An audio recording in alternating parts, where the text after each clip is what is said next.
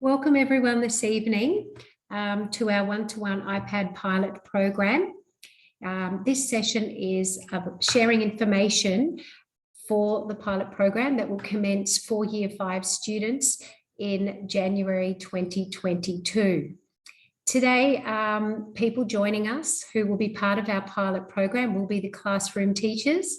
If they could do a little shout out, that would be lovely. For them to pop in. So the first one is Miss Cowan. She will take one of our classes. Hi. Miss Hawkswell, Hannah Hawkswell, will also move to Year 5 to be part of the pilot program. Hi. And I'm Ms. Guy. I'm the third teacher, and I'll be teaching with Miss Ryan. Miss Ryan is one of our new teachers that comes with experience around one-to-one as well. So she will be joining the Year 5 team. Just for this evening, we just request that people keep their mics on mute just so that we can ensure that everyone can hear clearly. If you do have a question, we ask that you can pose it in the chat. We have a couple of people from the teaching and learning team, Miss Lane and Miss Woodland. Hello. They will be our moderators for this evening and they will be able to reply. If you have any questions, you can also pop them on the Q&A Padlet. That was the link that we sent in today's reminder email, and we can also get back to you. So there's two ways, whether you post it in the chat, or if we don't have that information right on at this moment, we will definitely get back to you, and the Q&A Padlet will have all of that information. Tomorrow, we will post the recording of this session for everybody, and we will also be putting our one-to-one program handbook in the Padlet so that you can also cross-check any information or any questions that you may have in our discussion tonight.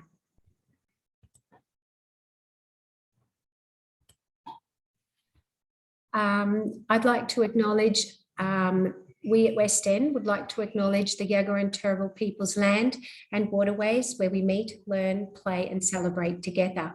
We recognise and respect the First Nations elders. I'm sorry, just a tick. First Nations elders, past, present and emerging, for taking care of the Meanjin and sharing their culture, efforts and contributions for thousands of years.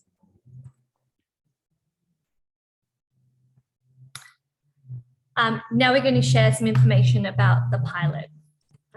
So what is one-to-one? If you're not familiar with one-to-one, it's students who own their own device and they bring it to school for learning and then they take it home at the end of the day. So it's their own device, they bring it to school, they take it home with them and they can use it at school for learning. That's what one-to-one means. Why are we going to do this, this pilot program?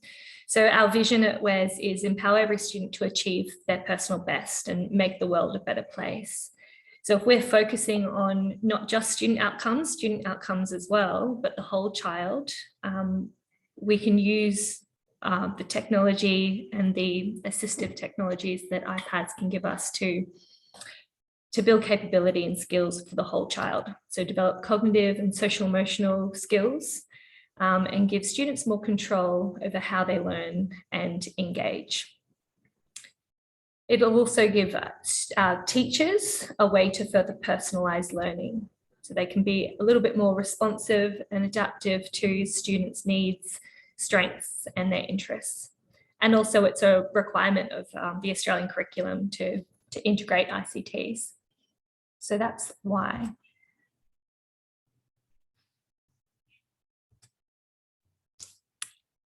Now, our readiness for this program, we have been building capability in our teachers and our students from before 2019, but with particular digital focus for professional learning through coaching and smaller teacher networks where we share practice, we goal set, and we've been sharing our practice with each other and building the capability of everyone. So we are absolutely ready, and with the three teachers who have put up their hands to do the first three classes are more than capable and have experience. Now, because it's a pilot, we need to have some measures to see if we're having impact on student learning. The measures that we're looking at the moment for students and the impact we're having on them are from our school opinion survey. So we've found some data that links to engagement and their autonomy over how they learn. So these measures you can see -1, and that's just comparing to like schools. So although it's still quite high, so it's 78.6% of students at WES are interested in their schoolwork, compared to other like schools, it's a little bit higher. So we hope to see these measures increase, if not, 100% of kids enjoying their learning, because that's what we want. There's also some interesting data there for parents, for you guys, and understanding how your child is assessed, celebrating child's achievements and child's learning needs being met. So if we see that we're personalizing learning and we're making learning more visible into your homes, then we hope to see these increase as well. These are the tech specs. I won't read through all of these, but basically you can get the newest one, or the 7 or the 8 are acceptable as well. That's certainly what we teachers will be using. You will need a case with a keyboard and headphones and stylus, but you don't have to get the Apple Pencil. They won't be doing any handwriting or anything on their devices. It'll just be to annotate and help them explain their learning. It's recommended that they have a screen protector, and you need to take out insurance with Apple Care or a separate policy.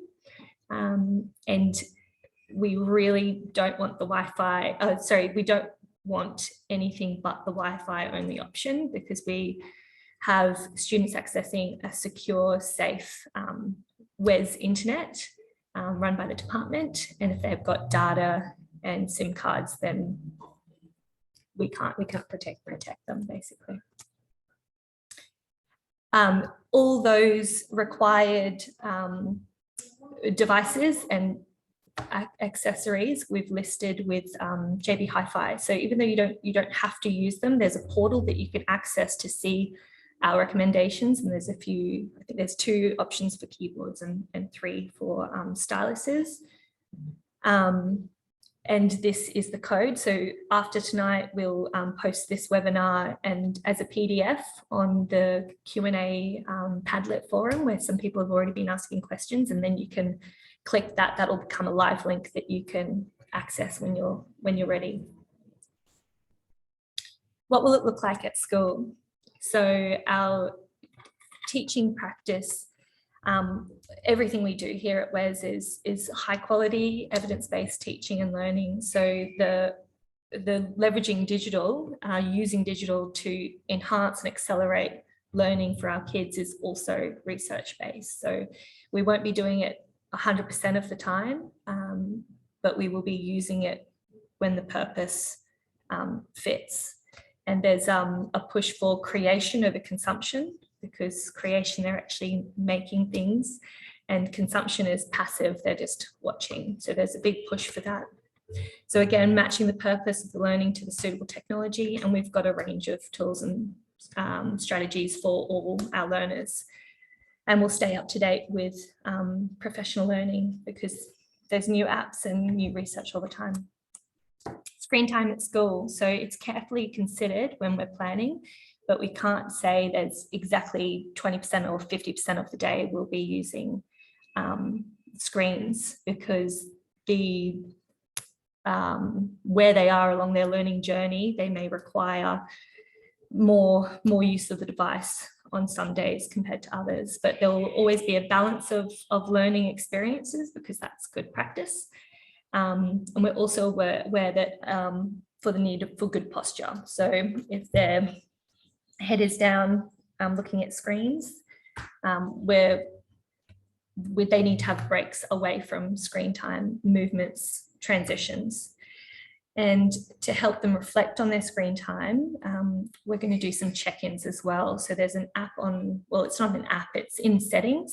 I'm sure you may know this, but you can check how you're using your screen time. So to help students become responsible users of their devices and think about their screen time, the amount of time they're using on screens, we can help them to reflect through journaling and checking that screen time. Supervision throughout the day. So the iPad needs to stay in the bag as it comes to school and go straight back into the bag when the bell rings.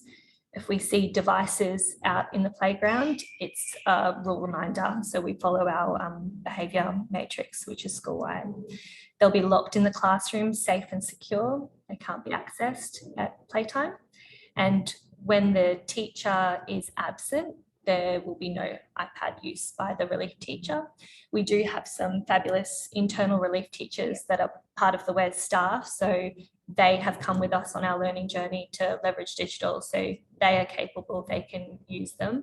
But if it's just a one-off teacher who doesn't know the program and the purpose behind it, they won't be using iPads. The internet filtering and restrictions at school is the same Department of Education filtering system that the kids are currently using when they log into any of the laptops or computers or their iPads, the school iPads. Any misuse, it's all safe. They can't access anything unsafe at school, but if they have content that they bring from home because there wasn't setting filtering at home, then we would follow our classroom behaviour plan to address those. It's important to talk with students about setting up those filters at home and that there are inappropriate content on the computer, on the internet, because then when they are exposed to something, they'll be more likely to come and report and talk to you and not keep that to themselves and internalize. This is a framework, so the best practice framework for e-safety. That is an important framework that we're going to be using to help us plan, revise and implement safe practices at school. There's 5 elements that include the rights and responsibilities of students, building their resilience and what risk is. There's a bank of resources for school-wide approaches. There's a toolkit for the curriculum and some evaluation tools for us to review how we're going with keeping everyone safe. There's a link to that framework there. So again, if you wanted to check the PDF of this document later on, you can click on that and have a look. The Student Code of Conduct is what will keep us, will be a way to be very transparent with everyone in the program about what's acceptable and what's unacceptable. So it defines the processes for dealing with behaviour issues. What's classed as just minor, that might require just a rule reminder, warning, and then what's major, and that will be a behaviour referral. So all of that is documented in the Code of Conduct, and also the difference between ICT misuse and property misconduct. So what's the difference there? Because the restorative justice for those things will be different. So the behaviour expectations are in there, the responses that we will all take, so it's all the same. And in that document is explicitly use of mobile phones and other personal technology devices by students, and how we treat social media as well. So there's the bullying and cyberbullying response flowcharts. So that is what we're all using to deal with any behaviours that might arise. The student participation agreement is what we will use. It's like a child-friendly version of that, just for this program. So that will be in the handbook, at the end of the handbook, and that's something that you will sit with your child and read through so that they understand their responsibilities in this program. It aligns with the Code of Conduct, but it's specific to the iPad, and that will need to be signed and handed in on day 1. Third-party consent, that is how we look at, I guess, information that we can share about the kids. Yep. And you will have received that email earlier in this year. Yep. And so you've already signed off on that. And this allows us to use these, an example of these apps. And if you'd like to review some of them, you can do that, but you've signed off on that. And that's from year 4 to year 6. And if you are concerned whether or not you've signed some of them to agree to use, the teachers will have the lists for next year, and they will make contact with you if there needs to be for you to reconsider if needed. Which we're currently doing. Yeah. Now at home, you may have some concerns about screen time, and the most powerful way that you can help guide your students to become those responsible learners of their own devices is use these settings in screen time to set those boundaries. If you do this in conversation with your child and bring them on board, they'll understand the why better, and they'll be more inclined to follow those boundaries. So an example of the settings that you can set, and this is all in the handbook. We've got an onboarding checklist for you to follow, and we'll step you through, but set a screen time password so they can't change these settings. Schedule the downtime. I had a go at this, and I got to 9 p.m. and I wasn't allowed to use, it was on ABC News. And so that was it, and I couldn't use them. And that was my screen time done for the evening. So it's a nice way to balance screen time and downtime. Set app limits. So you can choose different apps that they might enjoy using, and you can schedule just 30 minutes on a Saturday if you'd like to, but that's up to you, and you can change those in the settings. Set communications to contacts only. Content restrictions, you can, and this is all in the onboarding, keep things clean and G-rated, and that will help you filter what they see at home. Web content, you can list the allowed sites, and you can control whether they can purchase apps or update apps, and location settings, you can turn that off as well. And that will keep them nice and safe and limit their screen time at home. Some extra screen time tips, and this is taken from the e-Safety Commissioner. So they've researched, and they had a list of 7 things. And when we post this on the Padlet, and you can access this as a PDF, click on that first link there, and these tips are from that flyer. So they say be involved, and that's sit and have that conversation, be next to them when they're using their screen, and talk with them about what they're using, why they're using. That helps them to explain and help them reflect. Work with your child to set those boundaries for screen use. Be clear about consequences of not switching off. Set device-free zones and times at home. So we really encourage no screens in the bedroom, no charging them in the bedroom, keep them in that shared space.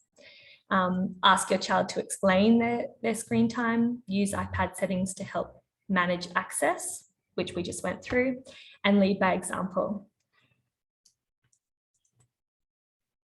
There are different types of screen time. So this is taken from the Common Sense Media. And you can click on this link and have a thorough look. But basically there's 4 categories, and the more you sit and be involved, you'll be able to start categorizing these for yourself. Is it passive consumption, watching TV, reading, listening? Interactive consumption, playing games and browsing the internet? Communication, chatting, social media? Or content creation, using devices to make digital art, music, and many other things? So content creation is where we want to be mostly, but reading is fine as well. Homework. So homework will be consistent across all of year 5. They all have the same can-dos and must-dos. As this year, we've got digital copies and we can provide them with hard copies as well. So there will be both. They can download them or access them on a Friday, and then they're due back in the homework book on Wednesday. So we've put homework book there so that you are empowered to say no to using the device at home. They can have the paper copy, they can write in their homework book and hand that in. But then there are some learners who would really benefit from the assistive technology that iPads can give. And so maybe in conversation with your teacher, if there's a version of the homework that they can do on their device, that's something that we can talk about and organise. Yeah. Absolutely. But there's absolutely no requirement that they use their iPads for homework. So you can say no. Updates and charging. So updates and backups need to be completed at home. They can't be done on the school Wi-Fi. And just note that while it's updating, it'll take about 20 minutes. You can't really use it. Charge at home each night. If they come to school with 10% battery, it can be a little bit stressful, but it's a lesson that they really only learn once. Very quickly. And that would be that they haven't been a responsible student, so they haven't turned up ready for learning. So that would follow the behaviour classroom plan and the step plan. So they can't charge it at school. Next steps. So this link to the Q&A forum is where people are already posting questions, which is fantastic. We're going to reply to you and have done already. The handbook is coming your way. We'll post it on we'll add it to the school website, post it on the Padlet. You can email it as well, however, get it out to you. In that handbook is the onboarding checklist. So once you've actually got your device, you're ready to set it up for next year, follow that list. There's a list that tells you all of the steps that need to sort of assist with that arrival on first day. So the family is confident that they're ready for learning, and we will provide support at school in those classrooms if it's not working out the way your family may have not been able to successfully implement that onboarding checklist. And that's why we've got week 1 transition. So don't panic if it's not all quite done for day 1, because we can support you and help in however we can. Just at the back of the handbook is the onboarding checklist with the participation agreement, and that's what we'll need to come back to school for that first day, so that the teachers can work through the school behaviours and the classroom behaviour plan, so they're all set to go in that particular learning environment. And that is it. So thank you so much for logging on. There's still some questions coming through our chat, and Mrs. Woodland and Miss Lane are answering them. If you think of any others later tomorrow after you've ruminated, pop them on our Q&A Padlet forum. But that's all the information. Thanks for joining us. Thanks for joining us.